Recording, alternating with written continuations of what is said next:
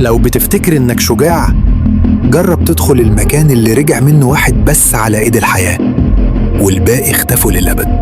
أنا اسمي سامح، يوتيوبر بستكشف أماكن مهجورة، ودايماً بضحك على القصص المرعبة لحد ما سمعت عن مستشفى الأمراض النفسية القديمة على أطراف المدينة اللي بيقولوا إن في غرفة اسمها غرفة 7 محدش بيدخلها ويطلع زي ما هو. وصلت هناك الساعة 12 بعد منتصف الليل. المبنى ضخم، الشبابيك مكسورة والهواء بيصفر جوه كأنه في حد بيتنفس.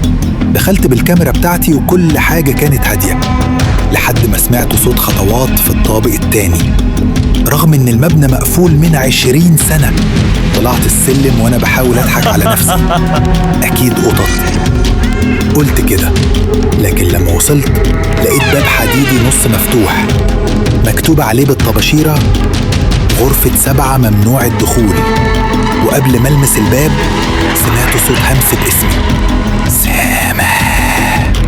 الدم جمد في عروقي، ولما فتحت الباب شبر صغير علشان أشوف جوه، الباب اتقفل بعنف ورايا. الكاميرا وقعت على الأرض، وفي آخر لقطة شفت ظل طويل بيقرب مني. الشاشة تسود وصوتي بيقول اللي حصل بعدها كان بداية الكابوس.